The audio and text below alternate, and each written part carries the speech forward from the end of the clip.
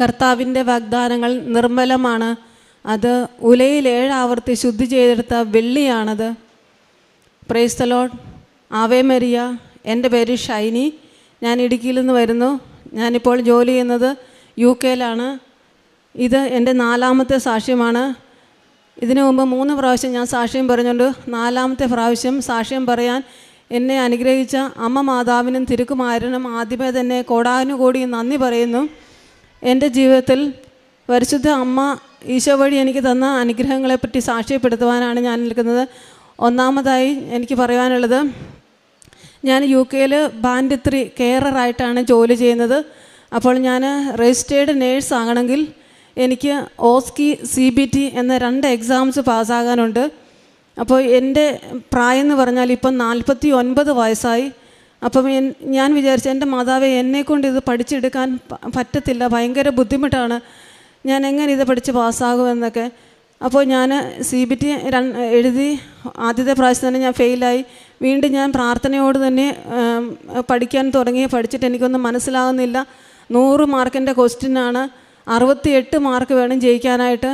ഞാൻ എക്സാമിന് പോകുന്നതിന് മുമ്പ് എൻ്റെ കയ്യിൽ മാതാവിൻ്റെ ഉടമ്പടി ഉപ്പും അഭിഷേക തൈലമൊക്കെ എൻ്റെ നെറ്റിയിൽ പുരട്ടിയാണ് ഞാൻ പോയത്. ആരും ചവിട്ടാത്ത സ്ഥലത്ത് സെൻറ്ററിൽ ഞാൻ ഉപ്പിട്ട് വിശ്വാസ പ്രമാണം ചൊല്ലി പ്രാർത്ഥിച്ചു. എൻ്റെ കയ്യിൽ ഒരു ശകലം ഉപ്പ് ഞാൻ കരുതിയിരുന്നു. ഞാൻ കമ്പ്യൂട്ടറിലും ഒക്കെ ഞാൻ ആ ഉപ്പ് കൊണ്ട് ചെറുതായിട്ട് വിതറി വിശ്വാസ പ്രമാണം ചൊല്ലി പ്രാർത്ഥിച്ചു. ആദ്യത്തെ ഒരു 10-20 ക്വസ്റ്റ്യൻ ആയപ്പോൾ എനിക്കൊന്നും മനസ്സിലാകുന്നില്ല. ഭയങ്കര ടഫ് ക്വസ്റ്റ്യന്. ഞാൻ ഓർത്ത്, മാതാവേ, ഇപ്രാവശ്യവും ഞാൻ തോറ്റു പോവുമോ? 3 ചാൻസേ ഉള്ളല്ലോ, നാണക്കേടാവുമല്ലോ, എന്ത് ചെയ്യണമെന്നൊക്കെ ഓർത്ത് ഞാൻ ആകെ വിഷമിച്ചു. ഞാനപ്പോൾ എൻ്റെ കയ്യിൽ ഉടമ്പടി കാശ് കൊണ്ട് ഞാൻ ആ കാശുരൂപത്തെ മുറുക്കെ പിടിച്ച് വിശ്വാസ പ്രമാണം ചൊല്ലി, മാതാവേ, എന്നെ സഹായിക്കണേ എന്ന് പറഞ്ഞ് വിശ്വാസ പ്രമാണം ചൊല്ലി ഓരോ ക്വസ്റ്റ്യനും ഞാൻ അറ്റൻഡ് ചെയ്യാൻ തുടങ്ങി.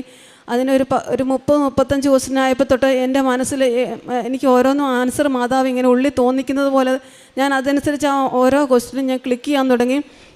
100 ക്വസ്റ്റ്യനും കഴിഞ്ഞ് പുറത്തിറങ്ങി വന്നപ്പോൾ എനിക്ക് പേടിയായിരുന്നു, പാസ്സാകുമോ എന്ന്. ഞാനപ്പോൾ സമയത്തെല്ലാം വിശ്വാസ പ്രമാണം ചൊല്ലി പ്രാർത്ഥിച്ചു. അപ്പോൾ തന്നെ റിസൾട്ട് വന്ന്. അപ്പോൾ ഞാൻ പാസ്സായെന്ന് എനിക്ക് സർട്ടിഫിക്കറ്റ് ലഭിച്ചു. അമ്മയ്ക്ക് 1000 നന്ദി പറയുന്നു. രണ്ടാമത്തെ കാര്യം എന്ന് പറഞ്ഞാൽ, CBT-യേക്കാളും 10 ഇരട്ടി ബുദ്ധിമുട്ടാണ് ഓസ്കി എന്ന് പറഞ്ഞ എക്സാം. എല്ലാവർക്കും അറിയാം, ഓസ്കി 10 സ്റ്റേഷനാണ് ഉള്ളത്. അതിനകത്ത് ഞാനിത് പഠിക്കാൻ തുടങ്ങിയപ്പോൾ തന്നെ എനിക്ക് മനസ്സിലായി, ഇത് ഭയങ്കര ടഫാണ്. എനിക്ക് പഠിച്ചിട്ടൊന്നും തലയിൽ കയറുന്നില്ല. പഠിപ്പിക്കുന്ന മാഡമാണ് തന്നെ വഴക്ക് പറയാൻ തുടങ്ങി. ഇതെന്തൊരു കളിയാവൊന്നും പഠിച്ചിട്ട് മനസ്സിലാവുന്നില്ല, ഒന്നും പഠിക്കുന്നില്ല, ഇങ്ങനെയൊന്നും പോയാൽ ശരിയാകത്തില്ല, പാസ്സാകത്തില്ല എന്ന് പറഞ്ഞ്. അപ്പോൾ എൻ്റെ കൂടെയുള്ള പിള്ളേരെല്ലാം നല്ല മിടുക്കരായിട്ട് നന്നായിട്ട് ആൻസർ ചെയ്യാൻ തുടങ്ങി, നല്ലപോലെ പറയാനൊക്കെ തുടങ്ങി. ഞാനാണെങ്കിൽ ഒന്നും ചെയ്യാൻ പറ്റുന്നില്ല, എനിക്കൊന്നും പറയാൻ പറ്റത്തില്ല, മുക്കി മൂളി ഇരിക്കുന്നു. അപ്പോൾ എന്നാ ചെയ്യണമെന്ന് ഓർത്ത് എനിക്ക് ഭയങ്കര വിഷമമായി. അമ്മ മാതാവിനോട് ഞാൻ പ്രാർത്ഥിച്ചു. അപ്പോൾ എൻ്റെ മനസ്സിൽ വചനം വന്നു, സങ്കീർത്തനം 61:2, എനിക്ക് അപ്രാപ്യമായ പാറമേൽ അവിടെ നിന്ന് എന്നെ കയറ്റി നിർത്തി. അപ്പോൾ ഞാൻ നടക്കുമ്പോഴും ഒഴുക്കുമ്പോഴെല്ലാം ഈ വചനം പറയുമായിരുന്നു, അമ്മ, എനിക്ക് അപ്രാപ്യമാണ് ഈ പാറ. ഈ ഓസ്കി എന്ന് പറഞ്ഞ എക്സാം എന്നെ സംബന്ധിച്ച് ഒരു പാറ തന്നെയാണ്. അപ്പോൾ എനിക്ക് പറ്റാത്ത ഈ പാറയിൽ അമ്മ തന്നെ എന്നെ കയറ്റി നിർത്തിയാലേ ഞാനിതേ കയറി നിൽക്കുകയുള്ളൂ എന്ന് പറഞ്ഞ് ആ വചനം ഞാൻ എപ്പോഴും നടക്കുമ്പോഴും എടുക്കുമ്പോഴൊക്കെ ഞാൻ ഈ വചനം പറയുമായിരുന്നു, എനിക്ക് അപ്രാപ്യമായ പാറമേൽ എന്നെ കയറ്റി നിർത്തണേ മാതാവേ എന്ന് പറഞ്ഞുകൊണ്ട്. അപ്പോൾ ആ വചനം പറഞ്ഞ് പ്രാർത്ഥിക്കാൻ തുടങ്ങി. പിന്നെ പഠിക്കുന്നതിന് മുമ്പായിട്ട് ഞാൻ എല്ലാ ദിവസവും മുട്ടേ നിന്ന് പ്രത്യക്ഷീകരണ പ്രാർത്ഥന തിരികെത്തിച്ച് പ്രാർത്ഥിക്കാൻ, ഉടമ്പടി കൈപ്പുസ്തകൻ്റെ കൈ പിടിച്ച് ഞാൻ പ്രാർത്ഥിക്കാൻ തുടങ്ങി. അപ്പോഴെല്ലാം മാതാവിന് എനിക്ക് വലിയ ധൈര്യം തരാൻ തുടങ്ങി. നിന്നെക്കൊണ്ട് സാധിക്കും, നിനക്ക് പറ്റും എന്നുള്ളൊരു വലിയ ബോധ്യം തന്നു. അങ്ങനെ ഞാനത് എക്സാമിന് അങ്ങനെയൊക്കെ ചെയ്യാൻ തുടങ്ങിയപ്പോൾ എനിക്ക് കുറച്ച് മനസ്സിൽ അമ്മ ധൈര്യം തരാൻ തുടങ്ങി, നിന്നെക്കൊണ്ട് പറ്റുമെന്നുള്ളത്. അങ്ങനെ പഠിച്ചു. എക്സാം ഭയങ്കര എക്സ്പെൻസീവാണ്. അപ്പം മാതാവെ, ആദ്യത്തെ തവണ പാസ്സായിക്കണം എന്നൊക്കെ ഞാൻ പ്രാർത്ഥിച്ചു. പക്ഷേ ആദ്യത്തെ പ്രാവശ്യം തന്നെ ഞാൻ എക്സാം എഴുതാൻ പോയപ്പം ഭയങ്കര പേടിയായിരുന്നു. എൻ്റെ എക്സാമിനറെയൊക്കെ സമർപ്പിച്ച് ഞാൻ പ്രാർത്ഥിച്ചിട്ടാണ് പോയത്. ഉടമ്പടി ഉപ്പ് കൊണ്ട് ഞാൻ വിശ്വാസ പ്രമാണം ചൊല്ലി സെൻറ്ററിൽ ഞാൻ കയറുന്ന എക്സാം ഹോളിൻ്റെ മുമ്പായിട്ട് ഞാൻ ഉപ്പിട്ട് പ്രാർത്ഥിച്ചായിരുന്നു. അതുപോലെ തന്നെ എനിക്ക് പേടിയായിരുന്നു, കാരണം ഇത് ടൈം ഭയങ്കര ലിമിറ്റഡ് ടൈമിനുള്ളിൽ നമ്മളിത് ചെയ്തു തീർക്കണമെന്നായിരുന്നു. ഓരോ പ്രൊസീജിയറും നമുക്ക് സമയമുണ്ട്. ആ സമയത്തിനുള്ളിൽ നമ്മൾ ചെയ്തു തീർത്തെങ്കിൽ ടൈം ഔട്ടായി പോവും, അപ്പോൾ തന്നെ നമ്മൾ ഫെയിലായി പോവും. അപ്പോൾ ഞാൻ ആദ്യമേ പ്രാർത്ഥിച്ചു, മാതാവ്, ഇത് സമയത്തിനുള്ളിൽ തന്നെ എനിക്ക് ചെയ്തു തീർക്കാൻ പറ്റണേ എന്നൊക്കെ. അപ്പോൾ വെപ്രാളം പിടിച്ച് ഞാൻ പേടിച്ചാണ് എല്ലാം സ്പീഡ് ചെയ്യാൻ തുടങ്ങി. മാതാവ് എന്നെ ഒത്തിരി സഹായിച്ചു. ലാസ്റ്റ് വന്നപ്പോഴത്തേനും 2 സ്റ്റേഷനും എനിക്ക് നല്ല പ്രയാസം തോന്നി. എന്നിരുന്നാൽ അമ്മ മാതാവിൻ്റെ അനുഗ്രഹം കൊണ്ട് ഞാൻ ഒരുമാതിരി എന്തൊക്കെയോ കാണിച്ചു വെച്ച് പുറത്തിറങ്ങുമ്പോൾ ഞാൻ കരയുമായിരുന്നു. എനിക്ക് നല്ല ടഫായിരുന്നു എക്സാം. ഞാനിത് പാസ്സാകത്തില്ല തന്നെ. അന്നേരം എനിക്ക് കുറച്ചെങ്കിലും രക്ഷപ്പെട്ടാൽ മതി എന്നുള്ള വിചാരമായി. റിസൾട്ട് പിറ്റേ ദിവസമാണ് വന്നത്. അപ്പോഴത്തേനും 8 സ്റ്റേഷൻ എനിക്ക് പാസ്സായി, 2 സ്റ്റേഷൻ എനിക്ക് ഫെയിലായി. ആ 2 സ്റ്റേഷൻ എന്ന് പറയുന്നത് 2 സൈലൻറ്റ് സ്റ്റേഷനാണ് പോയത്. അതായത് അമ്മ മാതാവ് എന്നെ പൊള്ളലേൽക്കാതെ സഹായിച്ചെന്ന് വേണം പറയാം. എനിക്ക് പിന്നെ എക്സാമിനറോട് നേരിട്ടൊന്നും പറയണ്ട, ജസ്റ്റ് പേപ്പറിനകത്ത് എഴുതി വെച്ചാൽ മതി. അതുകൊണ്ട് എനിക്ക് വലിയ ബുദ്ധിമുട്ട് തോന്നിയില്ല. അങ്ങനെ പിന്നെ ഞാൻ വീണ്ടും ഡേറ്റ് എടുത്ത് 2 സ്റ്റേഷനും കൂടി എഴുതി. ആ സമയത്തൊക്കെ എല്ലാവരും പറയുന്നുണ്ടായിരുന്നു, നമ്മൾ ഒരു സ്റ്റേഷൻ ഫെയിലായാൽ തന്നെ വീണ്ടും നമ്മൾ മൊത്തം 10 എഴുതേണ്ടി വരണമെന്ന്. അപ്പോൾ ഞാൻ ഭയങ്കരമായിട്ട് പേടിച്ച്, മാതാവേ ഞാൻ 2 സ്റ്റേഷൻ ഫെയിലായല്ലോ, ഇനി ഞാൻ 10 വീണ്ടും എഴുതണമെന്ന്. പിന്നെ NMC റൂളൊന്നും മാറ്റിയില്ല, ആ 2 സ്റ്റേഷൻ മാത്രം എഴുതി. അങ്ങനെ എന്നെ മാതാവ് ഈ എക്സാം എനിക്ക് പാസ്സാക്കി തന്നു. അതിന് അമ്മയ്ക്കും തിരുക്കുമാരനും കോടാനുകൂടി നന്ദി പറയുന്നു. അതിനുശേഷം എനിക്ക് വേറൊരു സാക്ഷ്യം പറയാനുള്ളത് എൻ്റെ ID ചെക്കാണ്. ഇപ്പം നമ്മൾ ഈ എക്സാം പാസ്സായി കഴിയുമ്പോഴത്തേനും NMC രജിസ്ട്രേഷൻ, നമ്മുടെ സർട്ടിഫിക്കറ്റ്, പാസ്പോർട്ട്, PCC അങ്ങനെയെല്ലാം നമ്മൾ ID ചെക്ക് ചെയ്യാനുണ്ട്. അപ്പോൾ ID ചെക്ക് ചെയ്യണമെങ്കിൽ നമ്മൾ യൂണിവേഴ്സിറ്റി ചെല്ലണം. അവിടുത്തെ അവർ അപ്പോയിൻമെൻറ്റ് തരുന്നതനുസരിച്ച് വേണം നമ്മൾ ചെല്ലാനായിട്ട്. എനിക്ക് NMC അപ്പോയിൻമെൻറ്റ് തന്നത് ഞാൻ താമസിക്കുന്ന സ്ഥലത്ത്, ഞാൻ UK ബ്രിസ്റ്റോൾ എന്ന് പറഞ്ഞ സ്ഥലത്താണ് താമസിക്കുന്നത്. അവിടെ നിന്ന് എനിക്ക് നോർത്താംബ്രിയ എന്ന് പറഞ്ഞ യൂണിവേഴ്സിറ്റിയിലേക്കാണ് അവർ അപ്പോയിൻമെൻറ്റ് തന്നത്. അത് ഭയങ്കര ദൂരമാണ്, 7 മണിക്കൂറോളം എനിക്ക് യാത്ര ചെയ്യണം. തന്നെയുമല്ല അത് ജനുവരി മാസത്തിലായിരുന്നു. ജനുവരിയിൽ നമുക്ക് എല്ലാവർക്കും അറിയാം അവിടെ ഭയങ്കര തണുപ്പിൻ്റെ സമയമാണ്. അപ്പം ഞാൻ പറഞ്ഞു, മാതാവേ ഞാൻ ഒറ്റയ്ക്ക് ഇത്രയും ദൂരം എങ്ങനെ ഈ തണുപ്പത്ത് പോകും, എന്നെക്കൊണ്ട് പറ്റത്തില്ല ഇത്രയും ദൂരം പോകാനായിട്ട്, അമ്മ എന്നെ സഹായിക്കണമെന്ന് പറഞ്ഞ് ഞാൻ പ്രാർത്ഥിച്ചു. ഞാൻ NMCക്ക് ഒരു മെയിലിട്ട്, എനിക്ക് ഇങ്ങനെയാണ് ഞാൻ മെയിലിട്ട്, ഞാൻ ഒറ്റയ്ക്കാണ്, ഇത്രയും ദൂരം എനിക്ക് യാത്ര ചെയ്യാൻ പറ്റത്തില്ല, അപ്പോൾ എനിക്ക് നിങ്ങൾ എൻ്റെ അടുത്ത സെൻറ്റർ എനിക്ക് മാറ്റിത്തരാമോ എന്ന് ചോദിച്ചിട്ട് റിക്വസ്റ്റ് ചെയ്യാനിട്ടു NMCക്ക്. പക്ഷേ സാധാരണ NMCക്ക് നമ്മളൊരു മെയിലിട്ടാൽ അവരൊരു വർക്കിംഗ് ഡേയ്സ് ഒരു 3-4 ദിവസം കഴിഞ്ഞതിന് ശേഷമേ നമുക്ക് റിപ്ലൈ ചെയ്യാറുള്ളൂ. പക്ഷേ ഞാൻ ഈ മെയിലിട്ട് അമ്മ മാതാവിൻ്റെ അടുത്ത് ഞാൻ പിറ്റേ ദിവസം പള്ളിയിൽ പോയി പറഞ്ഞ് പ്രാർത്ഥിച്ചു, മാതാവ് ഇന്ന് 2:30 മുമ്പായിട്ട് എനിക്കിതിനൊരു മറുപടി കിട്ടണം. മറുപടി കിട്ടിക്കഴിഞ്ഞാൽ ഞാൻ എൻ്റെ സാക്ഷ്യം പറയുന്ന കൂടെ ഈ കാര്യങ്ങൾ പ്രത്യേകം സാക്ഷ്യപ്പെടുത്തിയേക്കാവേ എന്ന് അമ്മയോട് ഞാൻ പറഞ്ഞു. അന്ന് തന്നെ ഞാൻ 2 മണിയായപ്പോൾ നോക്കിയപ്പോൾ എനിക്ക് രാവിലെ 10 മണിക്ക് തന്നെ മെയിൽ വന്ന് കിടക്കുകയാണ്. ഞാൻ ചോദിച്ച അതേ സെൻറ്റർ തന്നെ NMC എനിക്ക് ഞാൻ ചോദിച്ച ഡേറ്റിൽ തന്നെ ജനുവരി 17 വേണമെന്നാണ് ഞാൻ അവർക്ക് മെയിലിട്ട്. അതേ ഡേറ്റ് തന്നെ അവരെനിക്ക് ഞാൻ ആവശ്യപ്പെട്ടതനുസരിച്ച് സെയിം എനിക്ക് റിപ്ലൈ തന്നിരിക്കുകയാണ്. അതിന് അമ്മയ്ക്ക് 1000 നന്ദി പറയുന്നു. അടുത്തതായിട്ട് എൻ്റെ ഈ 2024 ക്രിസ്മസിൻ്റെ സമയത്ത് ഡിസംബർ 24-ാം തീയതി ഞാൻ പള്ളിയിൽ പോകാൻ വേണ്ടിയിട്ട് വേഗം ഡ്രസ്സ് ചെയ്ത് പള്ളിയിൽ പോകാനുള്ള ധൃതിക്ക് ഞാൻ എൻ്റെ പെട്ടിയിൽ നിന്ന് എൻ്റെ കമ്മൽ ഇട്ടുകൊണ്ട് പോകാൻ വേണ്ടി പെട്ടെന്ന് എടുത്തതാണ്. അപ്പോൾ എൻ്റെ കയ്യിൽ നിന്ന് കമ്മൽ താഴോട്ട് പോയി. അപ്പോൾ പള്ളിയിൽ പോകാനുള്ള ധൃതിക്ക് ഞാൻ പിന്നെ തപ്പാൻ സമയം കിട്ടിയില്ല. ഞാൻ വേഗം പള്ളിയിൽ പോയിട്ട് തിരിച്ച് വന്നിട്ട് എൻ്റെ കമ്മൽ നോക്കിയിട്ടും കാണുന്നില്ല. ഞാൻ മൊബൈലിൽ ഫ്ലാഷ് ലൈറ്റ് അടിച്ച് നോക്കി, എൻ്റെ കൂട്ടുകാരെ കൊണ്ട് നോക്കിപ്പിച്ചു, ഞാൻ പലതവണ അടിച്ചു വാരി നോക്കി, കൈ കൊണ്ട് തപ്പി നോക്കി, എന്നിട്ടൊന്നും കിട്ടുന്നില്ല. ഒരു രക്ഷയില്ല. കിട്ടാതെ വന്നപ്പോൾ ഞാനിത് ഉപേക്ഷിച്ചു. കുറേ നാളായിട്ടും കിട്ടില്ല. അപ്പോൾ 1 മാസമൊക്കെ ആകാറായപ്പോൾ ഞാൻ മാതാവിൻ്റെ അടുത്ത് നിന്ന്, രൂപത്തിൻ്റെ അടുത്ത് നിന്ന് എന്ന് ഞാൻ പറയും, അമ്മ എൻ്റെ കമ്മൽ കാണാതെ പോയില്ലോ, ഇതുവരെ എനിക്ക് തിരിച്ചു കിട്ടിയില്ലല്ലോ, അമ്മയ്ക്കറിയാം, അമ്മ എവിടെയാണ് സഞ്ചാരി, മാതാവ് എന്നെ സഹായിക്കണമെന്ന് പറഞ്ഞ് ഞാൻ അമ്മയോട് പ്രാർത്ഥിച്ചിട്ട് ഞാൻ പറഞ്ഞു, മാതാവേ ഈ കമ്മൽ കിട്ടുവാണെങ്കിൽ അമ്മയെ ഞാൻ എൻ്റെ സാക്ഷ്യം പറയുമ്പോൾ ഇതും കൂടെ ഞാൻ ഉൾപ്പെടുത്തിക്കാമെന്ന് പ്രാർത്ഥിച്ചു.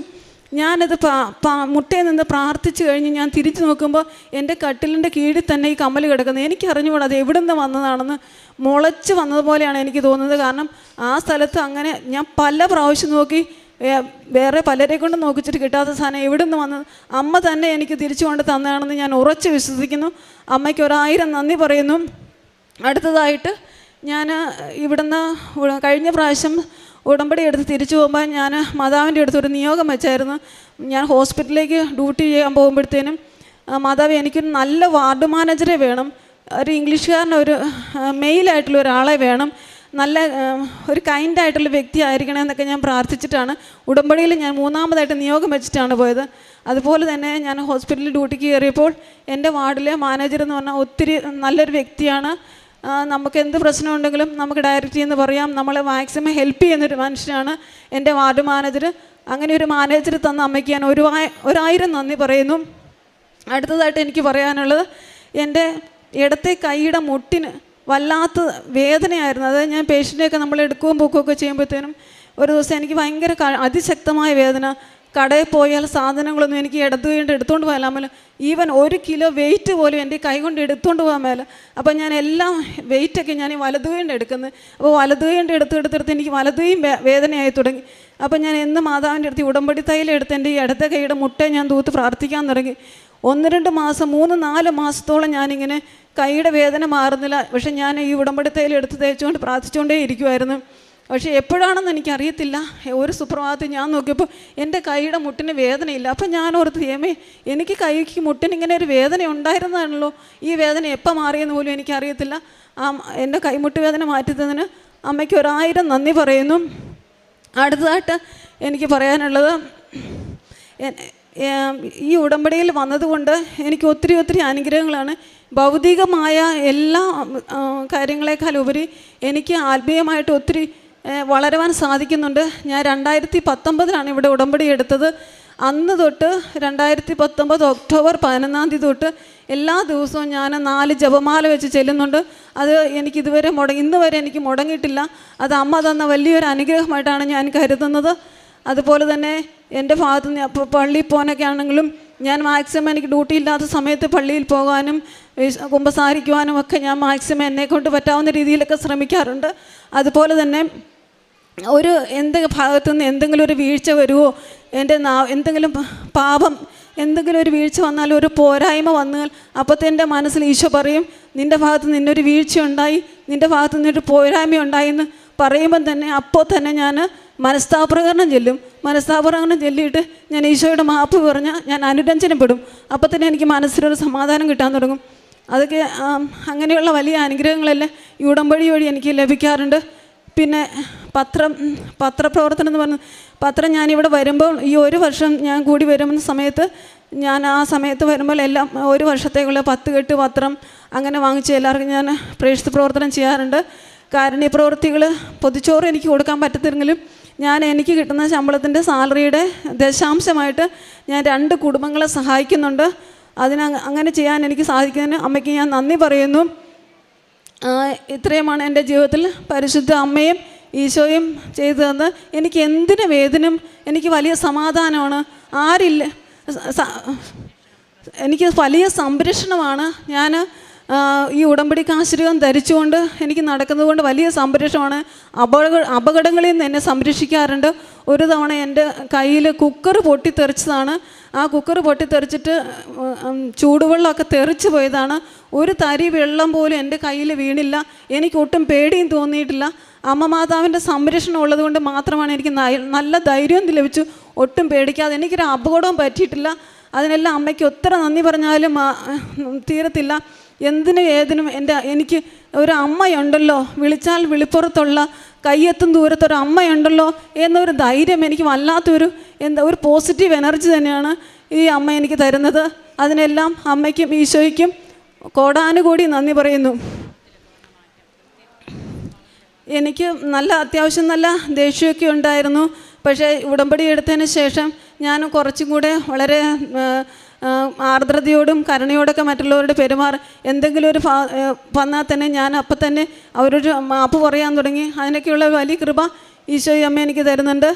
എൻ്റെ ജീവിതത്തിൽ തുറന്ന എല്ലാ അനുഗ്രഹത്തിനും ഈശോയ്ക്കും അമ്മയ്ക്കും കോടാനുകൂടി നന്ദി പറയുന്നു. സങ്കീർത്തനം 89:17 തിരുവചനം അരുളി ചെയ്യുന്നു, അങ്ങാണ് അവരുടെ ശക്തിയും മഹത്വവും, അങ്ങയുടെ പ്രസാദം കൊണ്ടാണ് ഞങ്ങളുടെ കൊമ്പ് ഉയർന്നു നിൽക്കുന്നത്. കർത്താവാണ് ഞങ്ങളുടെ പരിച, ഇസ്രായേലിൻ്റെ പരിശുദ്ധനാണ് ഞങ്ങളുടെ രാജാവ്. ഷൈനി മോൾ എബ്രാഹാം UK സർവീസ് ചെയ്യുന്നു. സാക്ഷ്യം പറഞ്ഞ് ദൈവത്തെ മഹത്വപ്പെടുത്തി പോകുവാനായിട്ട് ഈ മകള് ഇന്നിവിടെ വന്നിരിക്കുമ്പോൾ തനിക്ക് കിട്ടിയ അനുഭവങ്ങൾ, അതായത് തനിക്ക് എത്രമാത്രം തൻ്റെ കഴിവിൽ പലതും നേടാൻ പറ്റുമായിരുന്നു, എന്നാൽ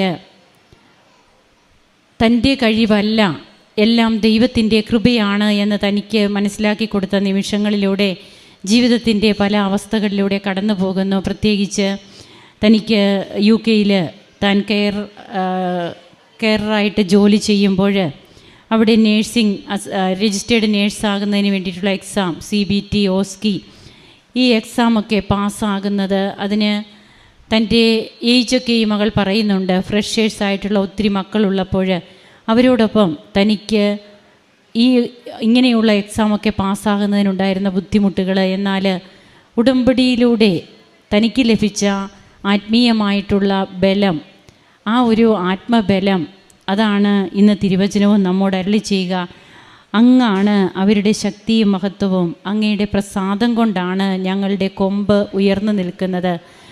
ദൈവത്തെ മഹത്വപ്പെടുത്തുന്നതിന് ജീവിതത്തിൽ ദൈവാരൂപി കൊണ്ട് നിറയുമ്പോൾ നമുക്ക് കിട്ടുന്ന കൃപകൾ അത് സ്വർഗത്തിലേക്ക് നമ്മെ വഴി നടത്തുന്നതാണെന്നും, അങ്ങനെ തൻ്റെ ജീവിതത്തിൽ ഭൗതിക തലങ്ങളിലൊക്കെ തനിക്ക് കിട്ടിയ ഓരോ കാര്യങ്ങൾ ഈ മകൾ ഇവിടെ വ്യക്തമാക്കുകയുണ്ടായി. തനിക്ക് കിട്ടിയ അപകടങ്ങളിൽ നിന്നൊക്കെ കിട്ടിയ സംരക്ഷണം, അതുപോലെ പലതരത്തിലുള്ള താൻ പ്രാർത്ഥിക്കുന്ന കാര്യങ്ങൾ, പ്രത്യേകിച്ച് തൻ്റെ ജോലി സ്ഥലത്തെ അധികാരികളുടെ കാര്യങ്ങൾ ഓരോന്നും താൻ പ്രാർത്ഥിക്കുമ്പോൾ അതൊക്കെ ഏറ്റവും ഉചിതമായ രീതിയിൽ തനിക്ക് വേണ്ടിയിട്ട് ക്രമപ്പെടുത്തുന്ന പരിശുദ്ധ അമ്മയുടെ ഇടപെടലുകൾ എല്ലാം താൻ അനുഭവിച്ചു. ഇവിടെ വരുമ്പോൾ താൻ കൃപാസന പത്രം എത്രയേറെ തീക്ഷ്ണതയോടെയാണ് താനത് കൊണ്ടുപോകുന്നതെന്നും അതൊക്കെ മറ്റുള്ളവർക്ക് പങ്കുവയ്ക്കുവാനും, അതുപോലെ തൻ്റെ അനുഭവങ്ങൾ തന്നെ പറഞ്ഞ് മറ്റുള്ളവരുടെ മുമ്പിൽ ദൈവത്തെ മഹത്വപ്പെടുത്തുവാനുമൊക്കെ ഓരോ മക്കളും തീക്ഷ്ണത കാണിക്കുകയാണ്. തങ്ങളായിരിക്കുന്ന ഇടങ്ങളെ ഇന്ന് കൃപാസനത്തിൻ്റെ ഒരു ശുശ്രൂഷ മേഖലയിൽ വരേണ്ട സ്ഥലങ്ങൾ പോലെ ഓരോ മക്കളും ആക്കി തീർക്കുന്നു.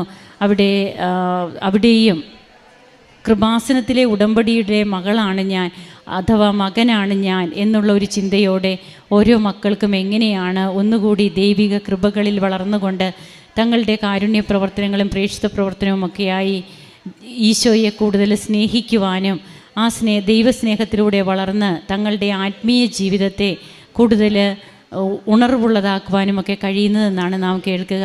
ഈ മകൾക്ക് ലഭിച്ച എല്ലാ കൃപകൾക്കും കരങ്ങളടിച്ച് നമുക്ക് ഈശോയ്ക്കും അമ്മയ്ക്കും നന്ദി പറയാം. അത്യപൂർവ ദൈവാനുഭവങ്ങൾ ഇനി നിങ്ങൾക്കും സ്വന്തം. ഈ യൂട്യൂബ് ചാനൽ ഇതുവരെ സബ്സ്ക്രൈബ് ചെയ്തിട്ടില്ലെങ്കിൽ ഇപ്പോൾ തന്നെ സബ്സ്ക്രൈബ് ചെയ്യുക.